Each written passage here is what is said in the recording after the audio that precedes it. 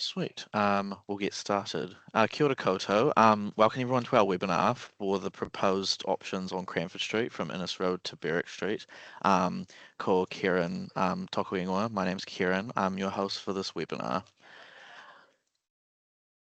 So for our webinar today, you'll be hearing from our Manager of Transport Planning and Delivery on the history on what we're doing with this project and how we've gotten to this point, information about what we're consulting on. We'll briefly show you some options of what were considered but ruled out, so they aren't part of the consultation. There'll be some further information that may be useful in making your decision, explanation of how to make a submission, and also the decision-making process and methods for asking further questions, and then we'll be doing any questions and answers that you might have. We also have Olivia behind the scenes who's working really hard to keep the session running smoothly. So you probably have noticed that your mics and cameras are switched off, and so that's so we can keep the session moving smoothly. But you can ask questions in the Microsoft Teams chat, which is located on the top menu bar as a speech bubble. But if you're not able to use either of these, you can still email questions to us at letstalk@ccc.govt.nz, either during or after the session. If you are hard of hearing or you're experiencing sound issues, you can turn on the live captions. Just click on the three small dots on the more at the top of your team screen and click turn on live captions near the bottom of the drop down list. One last thing from me, this session is being recorded so that others can watch and find out more. We'll be sharing this recording on our YouTube channel in the next few days, and you'll receive a link via email showing you how to access this recording along with a copy of the PowerPoint slides. So I'll now hand over to Jacob to start the presentation.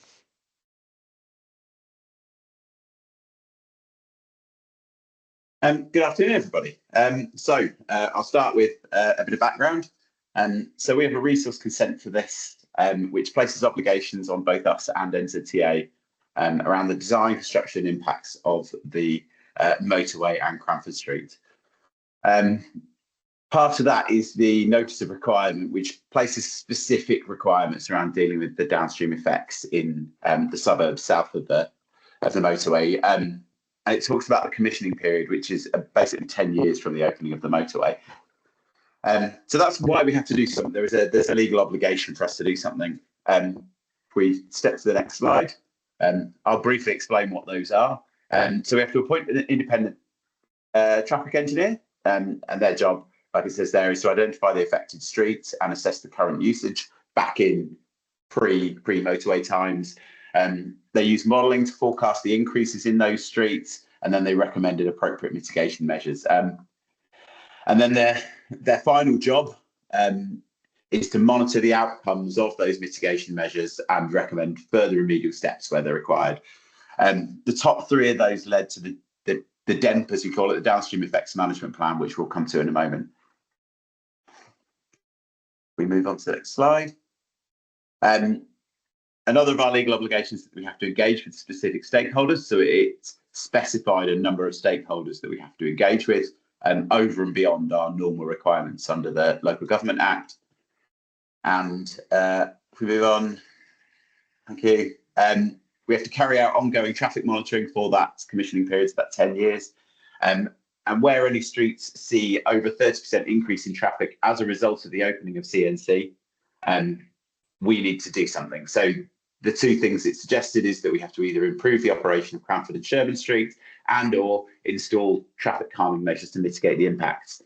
I think the key point in that is that it's as a result of the opening of CNC that the notice of requirement recognised that traffic numbers would be expected to grow even without the opening of CNC. So the independent traffic engineer has to have a view on how much they would increase anyway.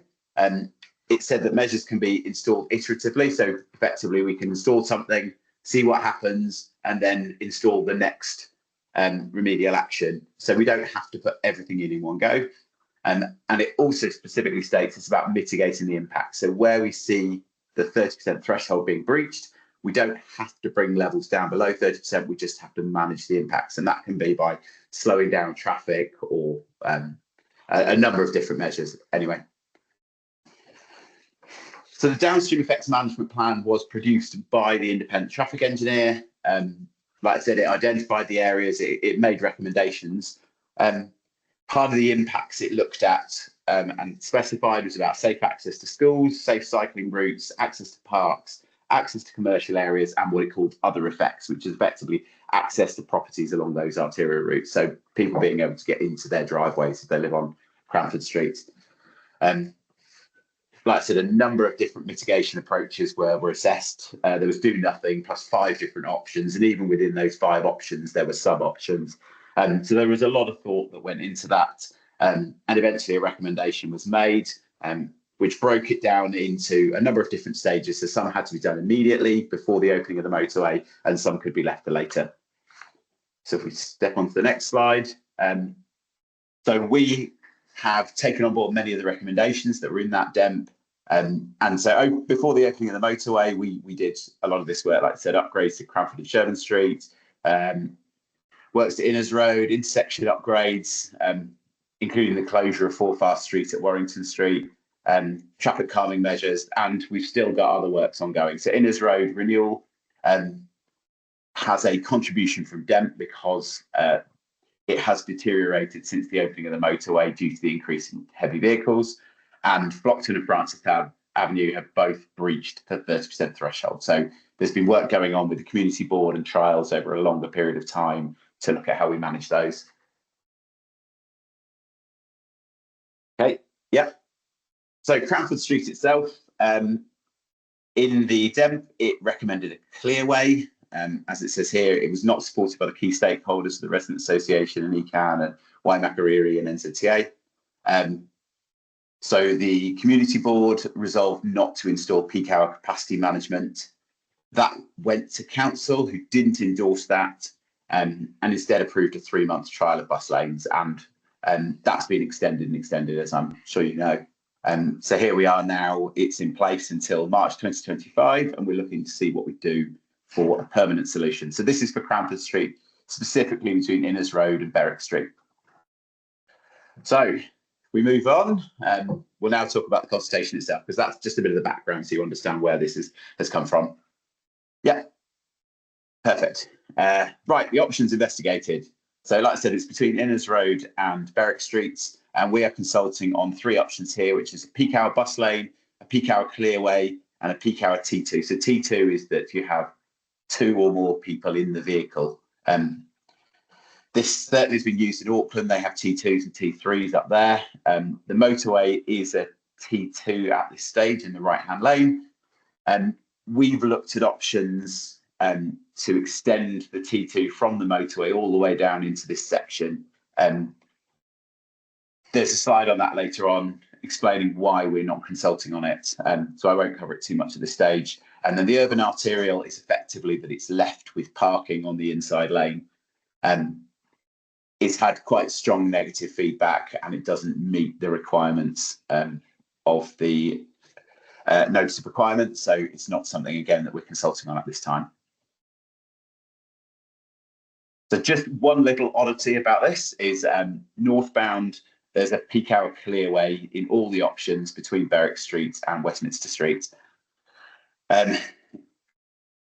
Essentially, this has come from the safety audit. So this is the speed and distance in which people would need to merge into the outside lane. To go up there is considered too short, so it's suggested that's a clearway until you get to Westminster Street.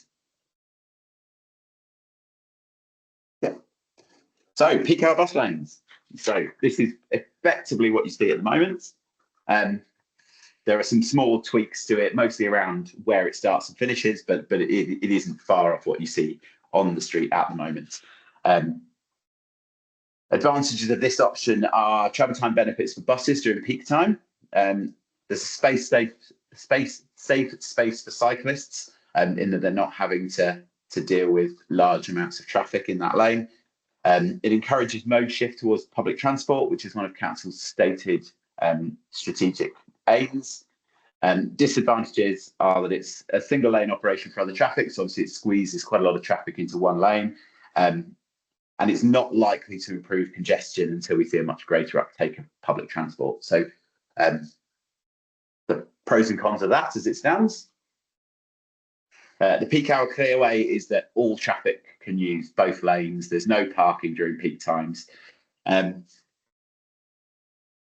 Advantages of this is that it will improve traffic flow, obviously, because there's 2 lanes rather than 1. So there's travel time saving for all traffic. Disadvantages are that the buses have no way of stopping outside of the normal traffic lanes. So there's so they will have to stop, and vehicles will either sit behind them or go around them. On-road cyclists will share the traffic during peak hours, and so there's an increased risk for cyclists. The assessment is that it's the least safe of the 3 options for pedestrians in the area, and that it's more likely to attract more traffic and single occupancy vehicle trips. We'll come back. There's going back to buses stopping in a lane. We'll come back later on at how many buses there are, and hence how big a problem that is. Right, so if we move on to option 3, which is the peak hour T2 lane.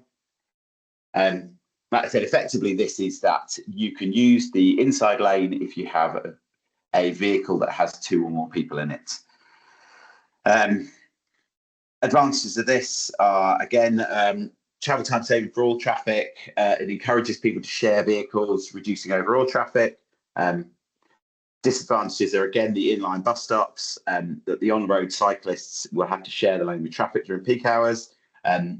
It's quite complicated in terms of enforcement. It's probably something we'll have to take a little bit of time to get in place. At the moment on the motorway, the T2 is on the outside lane. And so somewhere between the end of the motorway and Inners Road, anyone in the T2 lane would need to move from the outside lane to the inside lane. So there is that swapping that would need to happen between the 2.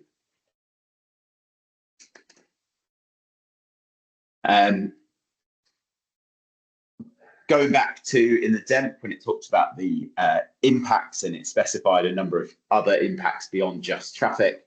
Some of these are trying to address those issues about access and problems that we know in the network. So we're also looking for your thoughts on an increased off-peak parking spaces, particularly safety improvements at the Cranford and Westminster intersection, where there's been some feedback from schools and school communities, and safety improvements at the English Park signalised crossing, again, where there's been some feedback around safety at those crossings. Going back to options that we're not consulting on, the T2 extension, we have done some modelling on moving the T2 on what would happen if we move the T2 on the motorway to the inside lane, and then we have a T2 that runs all the way down the motorway, down Cranford Street, all the way to Berwick Street. Effectively, what the model is telling us is that it creates a great deal of confusion around the Cranford Street and Inners Road intersections that will increase traffic time for all users. And the model then shows that people will start to come off at QE2 Drive, or single occupancy vehicles will come off at QE2 Drive and then try and work their way through the suburbs.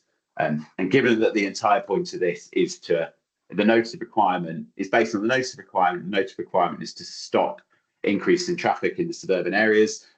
This goes completely counter to that aim of this project.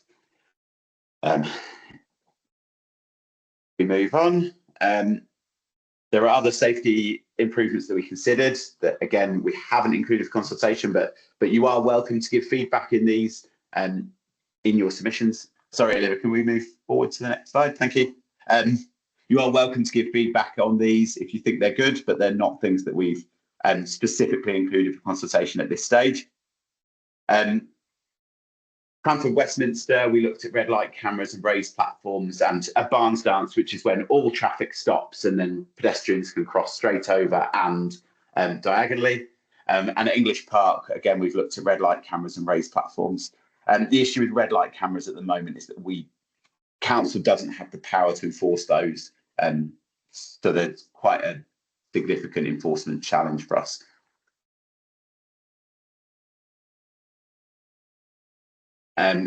So we've done traffic modelling for the travel times for the different options. You can see the T2 extension on there as well, but the top 3 options on both of those are the options that we've currently got out for consultation on Cranford Street. Again, I would say that the key things to note are for buses, there isn't a huge difference in time, but different options have quite large differences for single occupancy and high occupancy vehicles. So that's things for you to take into account when you're putting in your submission is that the different options play out in different ways for different types of vehicle. Okay, if we move on. Bus usage of the corridor. Again, when we talk about the number of buses and the stopping in lane, I think it's probably quite important. And when you're talking about putting bus lanes in, about the effectiveness of them, is the number of buses that would use those. So I'd note, first of all, that express buses don't stop at Cranford Street. They run directly from Rangiora and Kaiapoi right through to Central City. So there are 14 buses during that morning peak, and again 14 buses using the lanes in the evening peak, and of those only 6 are able to stop at those stops.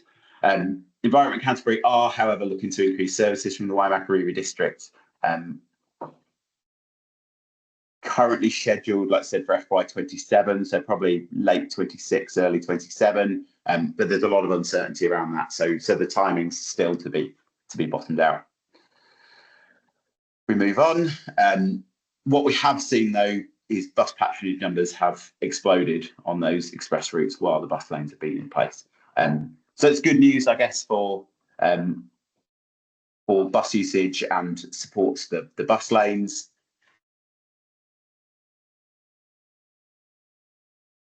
And then I guess the last thing is where to from here. So consultation is open until the 26th of August.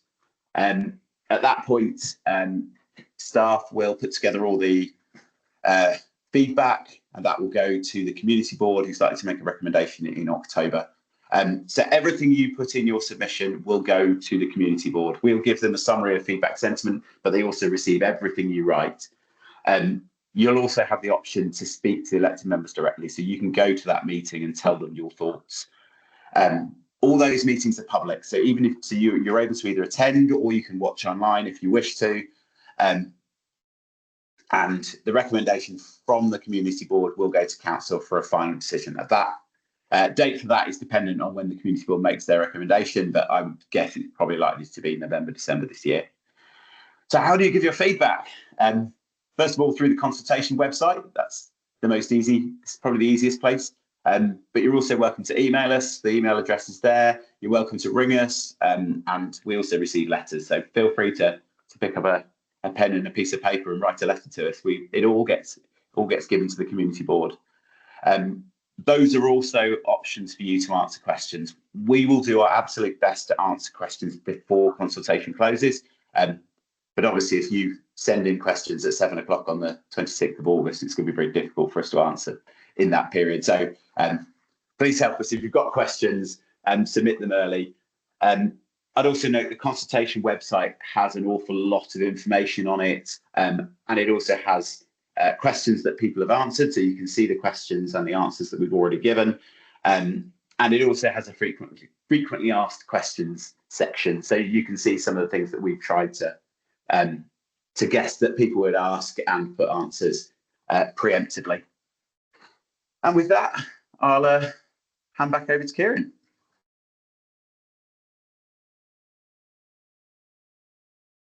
Thank you. No, thank you, Jacob, for the presentation. Yeah, I'll go through some of the questions that have come through. There have been a couple that have come through earlier as well, so I'll field those ones off first, and then get to the ones that have been asked in the chat. And thank you for those questions so far. So the first question that came through was, why is more consideration not being given to the environmental policies in Christchurch, such as the climate resilience strategy or the Greater Christchurch public transport futures case, things like that, and what's being proposed? Okay, sorry, I'll take that one. So again, that goes back to the original point that the notice of requirement is a legal obligation on council to manage those things. If we can meet other objectives and strategic aims that council has, that's great. But in this particular project, Our obligation is to meet that notice of requirement. Cool. No, thank you, Jacob. The second one was, there's a question around how does the T2 lane on the CNC operate at the moment? And I think you spoke a little bit about the lane shifting, and then what implications will this have on the options that are being proposed?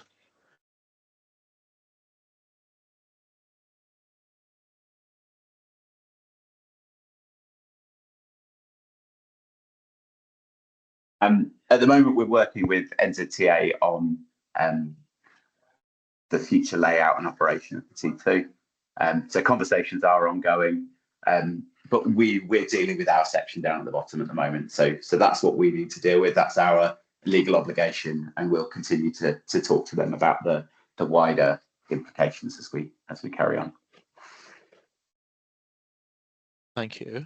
The next question that came through is council considering through modelling what affects the Cranford Street outcome, e.g. Clearway bus lanes T2 will have on Francis and Flockton Street, which we gave an example of previously in the slides. If Clearways reduce congestion, as the independent traffic engineer said, then wouldn't that have an effect on rat running?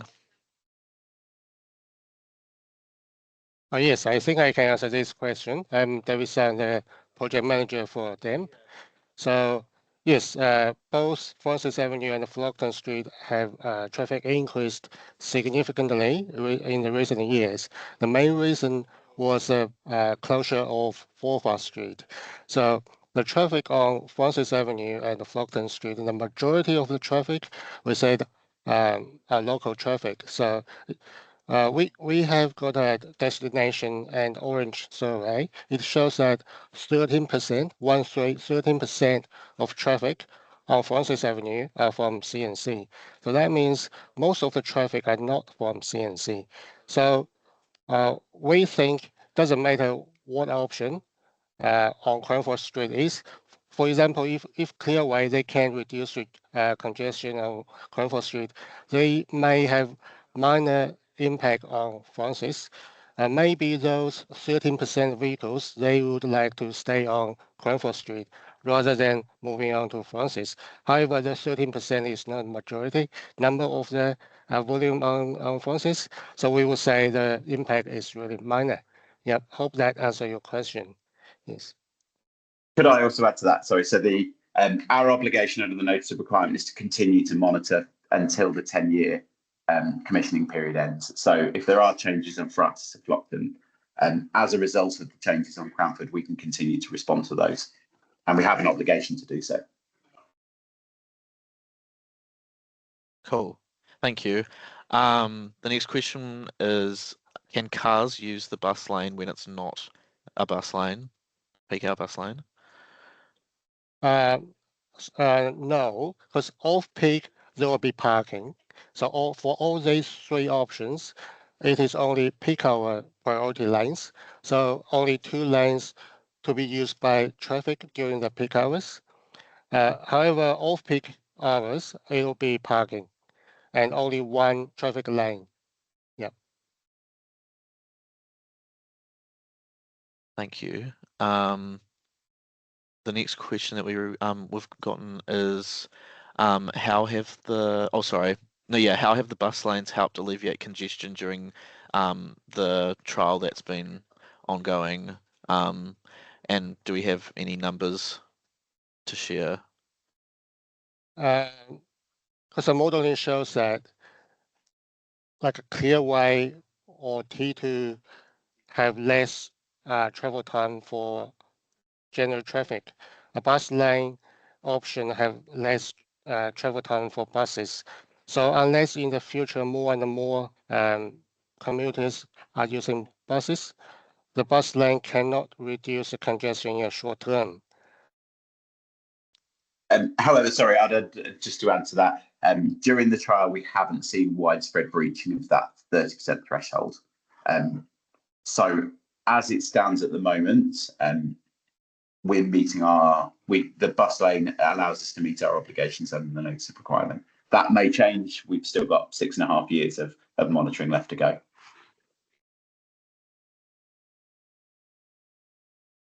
Thank you. The next question that came through is that I think there was a bit of questioning around the whether the modelling was quite correct, as there was, I think, supposed to be good outcomes for T2 lane users for the T2 all the way through. I think there might have been a bit of just maybe clarifying I think there was a point that you made on the T2 slide before about what, the benefits would be for T2 lane users compared to other users. But yeah, sorry, the question was just, I think, around clarifying what the outcomes were for T2 lane users for those who would use T2 all the way through.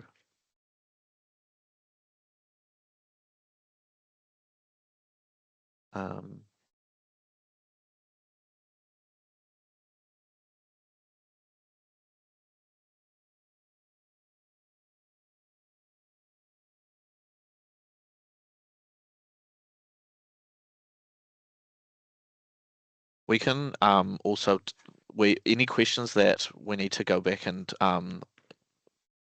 put together a bit more of a, like if it's a bit more technical, we will definitely respond to all questions that we're not able to answer right now via email as well, and that everyone will receive for transparency. So if that's not something that maybe we don't have the information on us right now to be able to answer, we can revisit it. Jacob? Yeah, I was going to say, I think it might be worth getting a bit of clarity on what the question is there. The modelling, the time that we've got from the modelling is shown in one of the slides here, and it clearly shows the T2 extension as being longer for single occupancy vehicles, and that's the issue, is that it drives single occupancy vehicles off the main road and into the suburbs. I don't know if we can jump back to that slide with the times on it. I can't remember which one it was. That one. There we go. Oh. That one there. So like it says there, it's the shortest. I agree, it's the shortest for high occupancy vehicles and also for buses. But it's far and away the longest for single occupancy vehicles, and so we understand that it would push traffic into the suburbs rather than keeping it on Cranford Street, which is what we're trying to achieve with through the notice of requirement.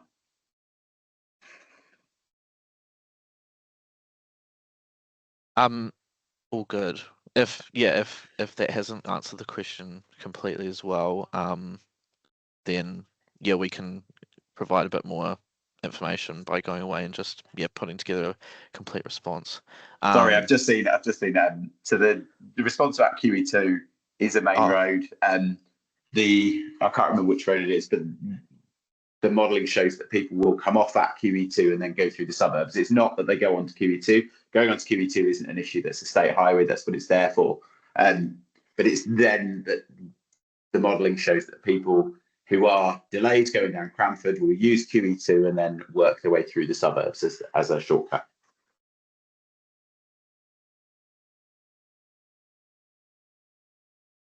Cool, thank you.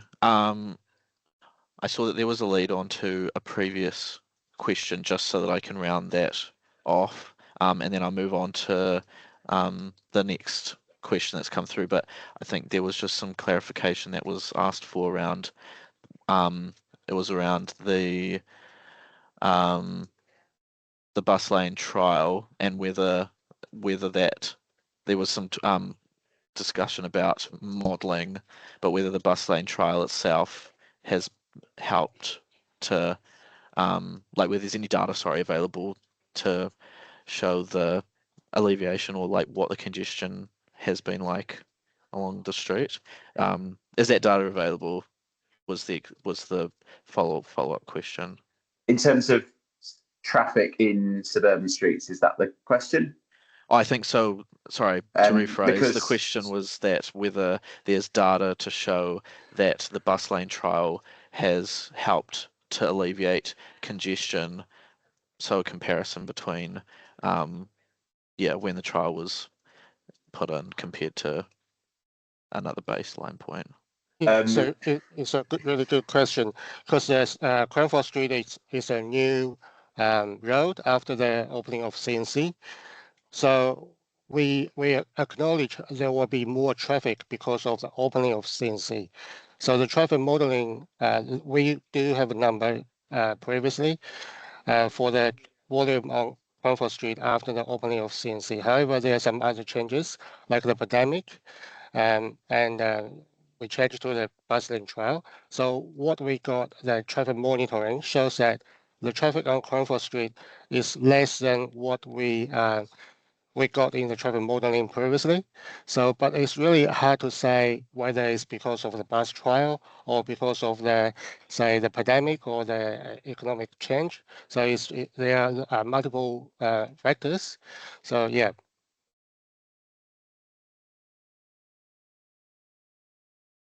Cool. No, thank you, David. The next question that came through was, what about bus priority traffic lights if the bus lane option is chosen, or is that already part of the plan?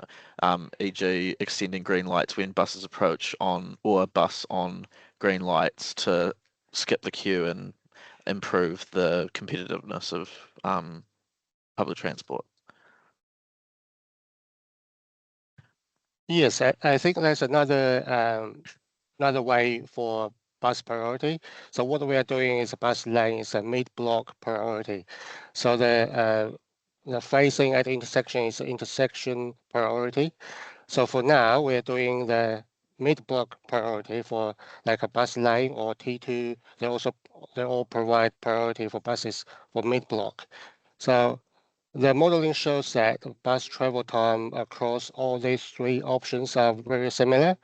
So we think in the future, if there are any, if it's necessary, we're going to investigate the intersection priority to see whether any priority can be given to the buses in the future if necessary. Thank you. It is something we're doing across the city. So we are looking at a programme of putting in bus priority at intersections, but it will be targeted at where we get the biggest bang for buck effectively. So where there are the biggest number of passenger users with the biggest delay at intersections. So this may be it, it may not. We haven't worked through all the data yet, but it's not part of this consultation at this time. Thank you. The next question that we received is, what consideration's been given to cyclists? And we've tried to give in this presentation and within the consultation information some information for cyclists around the relative safety of the different options. I do think it's important to note that we have a NCR standard cycleway, 2 blocks to the west, and so we'd actively encourage cyclists to move down there and use that as the preferred route. But some people won't, and the information is there for people to make their decision.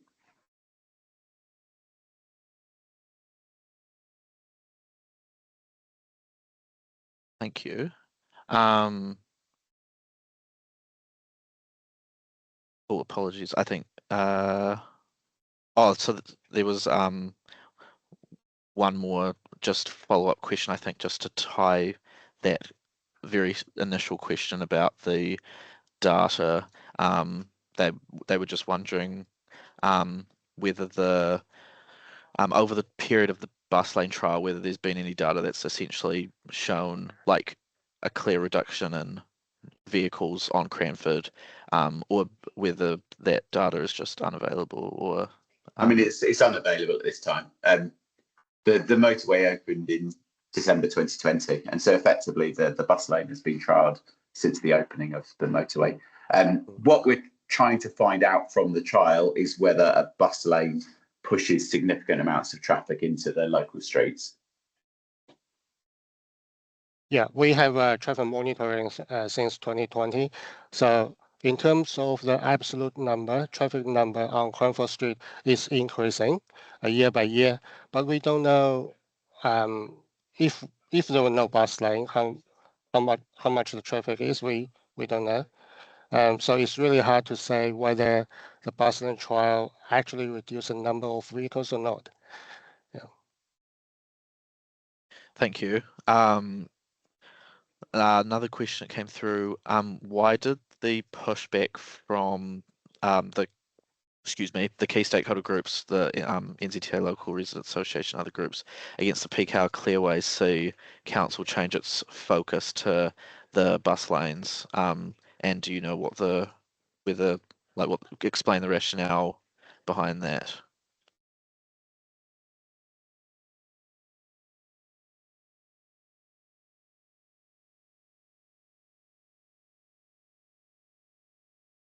I'm afraid I wasn't here at the time, but my understanding is that that pushback was because it was thought that it would encourage more single occupancy vehicles into the area, which was at odds to council stated policies and policies to reduce the number of vehicles. Like I said, the notice of requirement for us is about the impacts on the suburbs to the south of the motorway. And the bus lane trial has allowed us to see in real time whether that causes a breaching of the thresholds.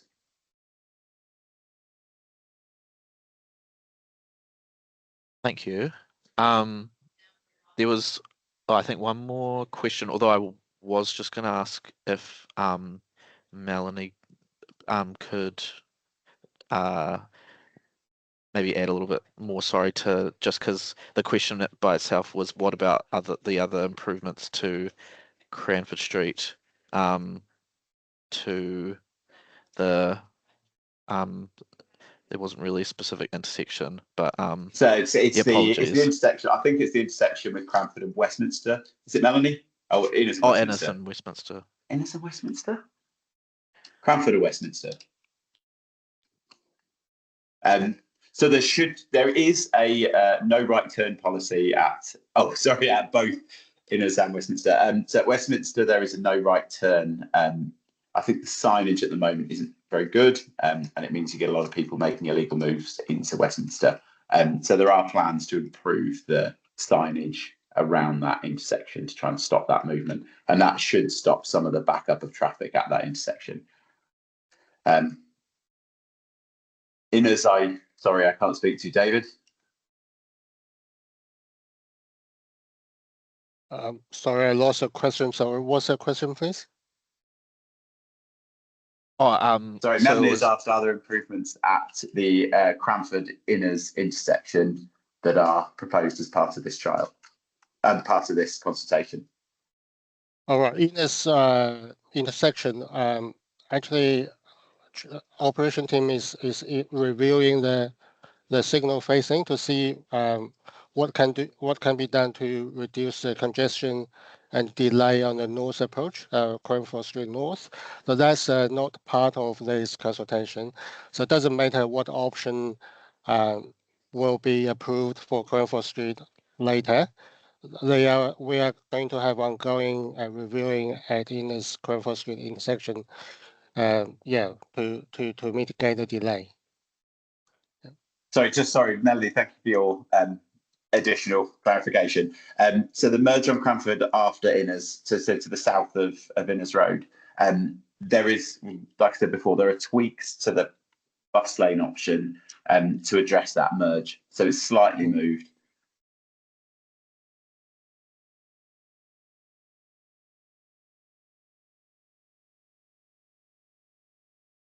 Oh, no, thank you for clarifying that, both Melanie and Jacob and David.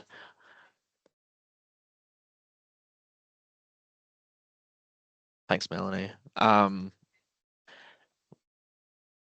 think those were all of the questions that had been sent through so far.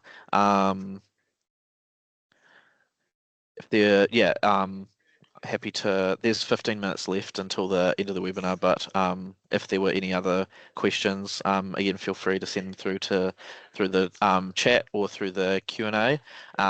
Again, just a reminder that if there are any other questions at all that you would like us to get back to you with, our email will, when we get to the last slide, our email will be up there to get in touch. Oh, we could just go, oh yeah, our email's there. Yeah, if you have any other questions. But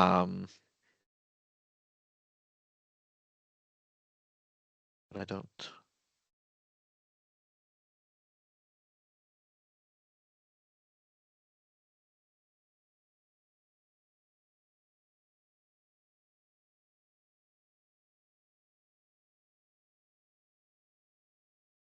Oh, sorry, no, we have got another one more question. Oh, is it illegal to turn right into Westminster coming off Cranford Street? And if it is, then is that at all times or just at peak? Just the peak hours, morning peak 7 a.m. to 9 a.m. It's not allowed to turn from Cranford Street, right turn on to Westminster from the north.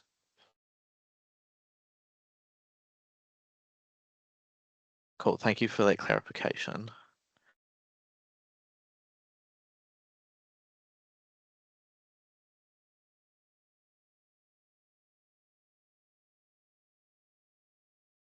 Thank you. I can't see any other questions coming through. So we've now reached the end of our webinar today. So thank you everyone for taking the time out of your day to join us. As I said before, if you have any feedback or any questions, please get in contact with us. Our details are there for you to email. The slides will also be released, so my contact information is on there if you want to, if you would rather call, and it's also on the consultation website. But we'll be in touch soon with a rundown of the slides as well as the link to the recording, which again will also be put on YouTube and will be put on our consultation page as well for everyone to rewatch. So thanks again from myself and our team. Tēnā koutou katoa.